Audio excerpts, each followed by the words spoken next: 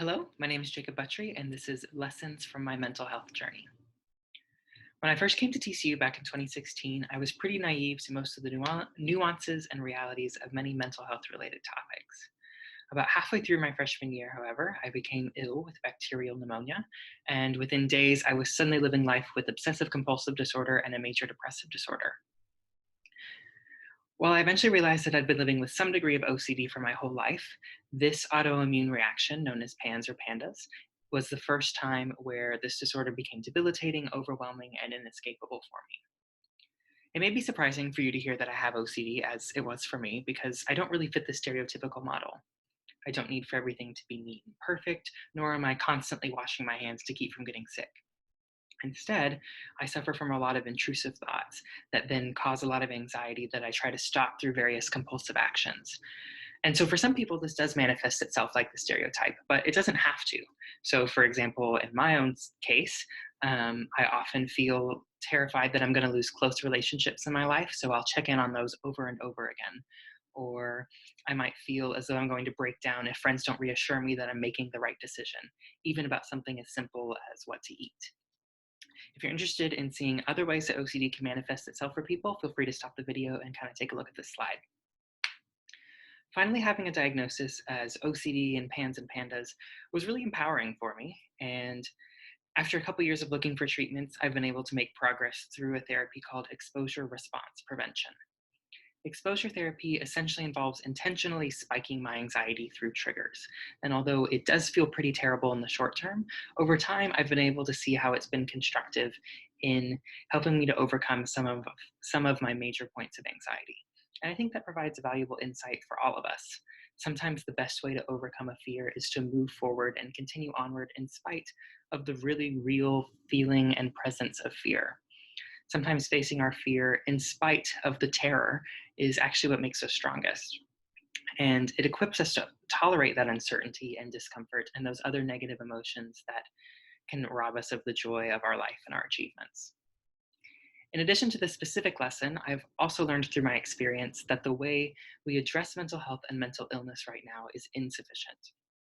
Mental health is a hot button issue at the moment, and it's really great that it's getting a lot of attention and support. But we can't simply stop with giving it attention. Bringing it up isn't enough. We also need to seek to change the way we address mental health. And so, from my own experiences, I think there are three ways that we can help to improve the state of mental health awareness. And that is through making it more practical, knowledgeable, and personal. One way to make mental health awareness more practical is by making people aware of how they can contribute and how their actions do contribute for better or for worse.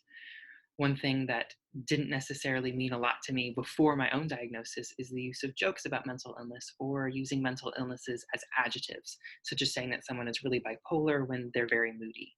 I've since learned that not only can this be insensitive, but it can also carry misinformation, fuel stigma, and discourage people from being honest and open about their experiences. Another way to make awareness more practical is by encouraging people to consider mental health in other aspects of life, such as in the way that they vote or in the way that they support leaders in various institutions. Along these lines, we can also advocate tenaciously for policies that provide tangible benefits for people and don't simply cover a liability, check a box, or um, fit a bill of political correctness. In addition, we can also seek to make mental health awareness more knowledgeable by providing more educational materials on a variety of different disorders and mental health related topics. Oftentimes, scarier and less common issues such as schizophrenia, bipolar disorder, and OCD are left out of discussions. And that can be harmful not only because it can keep loved ones from supporting the people they care about to the fullest degree, but also because it can delay diagnoses. The 3 months it took for me to realize that I had OCD felt like an eternity, but on average, it takes a person with OCD 14 years to get a correct diagnosis. And that comes in large part due to misinformation in society about the disorder. If you're interested in looking up relevant and accurate information, I think a great starting place would be looking at some of the resources that I've listed on this slide.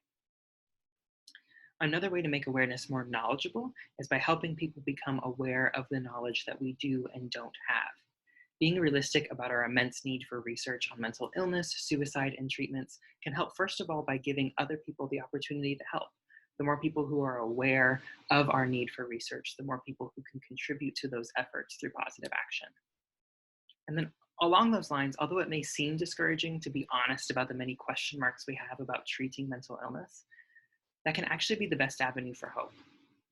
I've often found myself discouraged when I encounter people who only emphasize the benefits of the mental health care system, or who only talk about how things are going to get better, or who only told me that people were there to support me.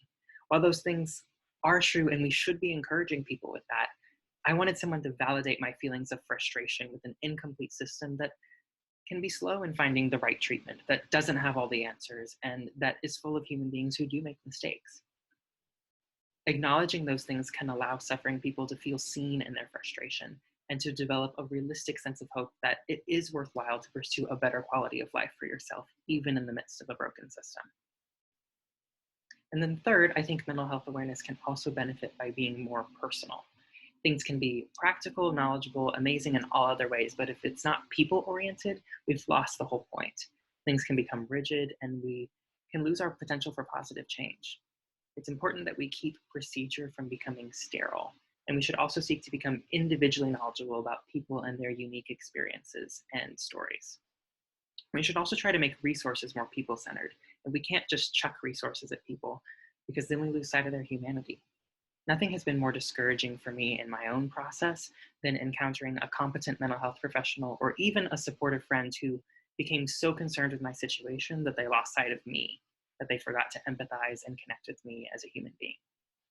And so that brings me to the last set of lessons that I've learned through this experience, and that's how we as individuals can create positive change on this issue.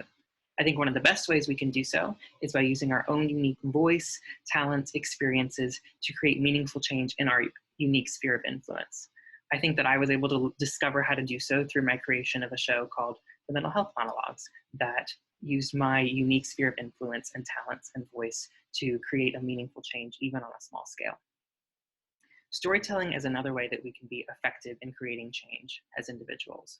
Stories are great at fostering compassion because they're engaging, they encourage understanding, and they encourage people to take the perspectives of others. Stories can be effective when we share our own, and also when we listen to the many varied perspectives of stories and people in our community.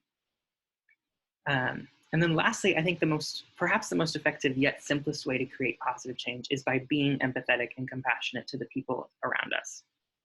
Empathy and compassion are similar, but they do have some unique differences. So empathy usually refers to feeling, understanding the emotions and perspectives of another person. And then compassion involves demonstrating care for someone else and then taking that a step further by seeking to improve their situation through action. And so I think one of the best ways that we can be effective in creating change on mental illness or whatever other topic is by taking empathy a step forward toward caring action. Take the difficult steps to help a friend while maintaining a loving human connection with them in the midst of their situation, whatever it may be. So, in conclusion, I hope that my story inspires you to listen to the stories of other people, to fight to improve the state of mental health awareness in our society, and to show compassion to the people around us. So, thank you very much.